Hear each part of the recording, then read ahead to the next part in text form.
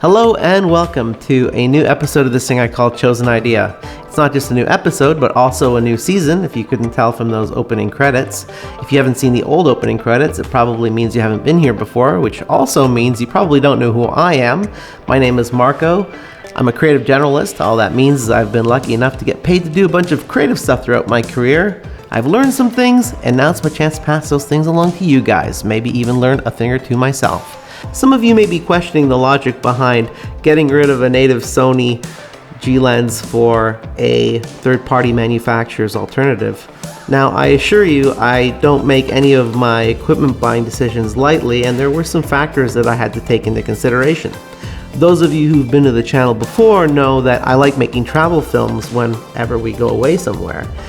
And my equipment buying decisions are based on that, my use case. They may be different from yours. Now, that criteria being that whatever I'm buying for traveling be lightweight, compact, it's got to fit into my camera bag with the rest of my stuff. And thirdly, I can't be sacrificing much in the way of image quality, if anything, when I reduce the weight of my equipment or the size of my equipment. Okay, let's consider the 7300 Sony G lens. It weighs almost twice as much as this lens.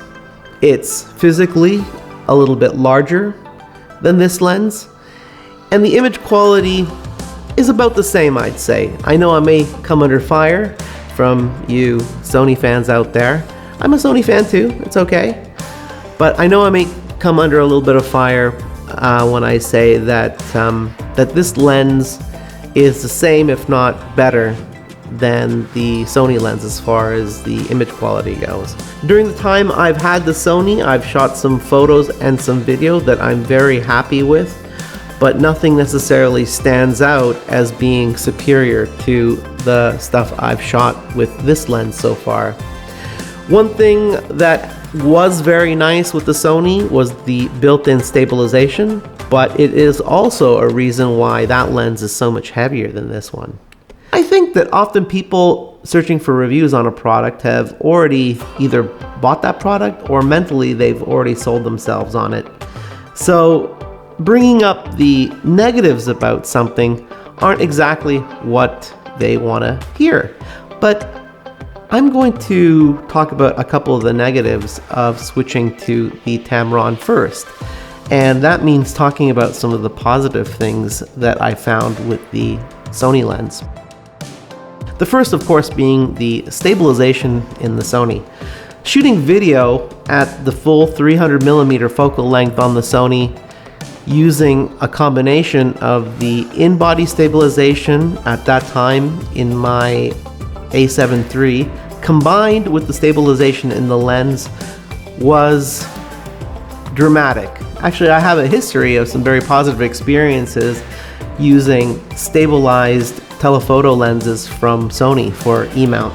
As you can see from this shot here, I took this video of some seabirds on a moving boat in the middle of the ocean in Newfoundland for my Newfoundland travel film. This lens was the SEL 18-200 on an APS-C camera. So okay, that is one of the downsides, not having stabilization in this lens, but that being said, it's actually not something that I miss too much because of the stabilization in the body.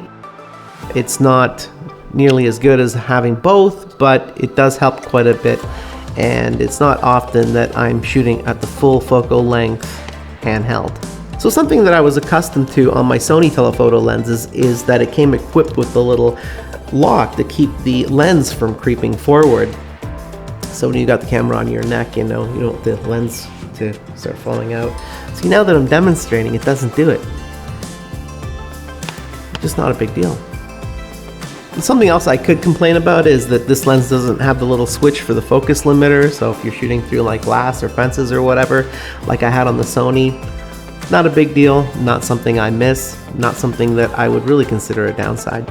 On to the positive things about this lens, and there's a lot of them. The thing that I like most about it is actually the image quality. So keeping with Tamron's minimalist aesthetic, you can see that the front lens element area is completely devoid of any useful information. So if you're looking for what filter thread size that they use, you're not going to find it here at the front. Where you will find it though is on the inside of the lens cap, of course, and it says that it's a 67mm filter thread, and that is consistent with other Tamron lenses. So those of you who have a collection of Tamron telephotos to cover the full range, you won't have to go out and buy a whole bunch of different size filters or use step-up rings. This isn't my first foray into Tamron zoom lenses. I had some quality expectations of this lens long before watching any reviews and going out and buying it. The reason being that I own the 28 to 75mm Tamron 2.8 to replace some of my prime lenses. I just wasn't as excited about picking up the Tamron as I was about picking up my primes. Unless the excitement is there, that's kind of a deal breaker for me. Now, the telephoto end of things, it's always been a little bit different for me because my telephoto has always been a zoom. The speed of the lens has never been at the top of the priority list. And not only that, but if I were to go with a telephoto prime lens that was like a 2.8, it would be gigantic and frankly a little bit out of my budget. So this fit the bill perfectly. As I mentioned, this lens is extremely lightweight, and Tamron actually claims that it's one of the most compact telephoto lenses available for the E-mount system. I do love the industrial design that Tamron has gone with, being a bit of a minimalist myself. The build quality is excellent. The zoom ring is very smooth, so is the focus ring. It is weather sealed, which is very important for someone like myself who will only be using this lens outside. This, of course, is the computer I use to edit all my videos.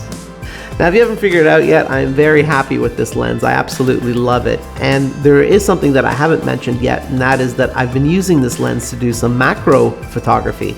I've been getting more and more into macro work, and rather than using a dedicated macro lens, I've been using this, and that also saves me a lot of room in my camera bag. Now, I'm not using this as is, as a macro lens, obviously. I'm adding a couple little things to it, and I have an upcoming video all about how I do that. So I hope you've got something out of this one, me talking about my Tamron. If so, leave me a thumbs up. If not, that's okay too. If you've got questions, leave it in the comments below. Please subscribe if you haven't done so. Oh, the notification bell. That too. And until next time, keep working to make your chosen idea a reality. Peace.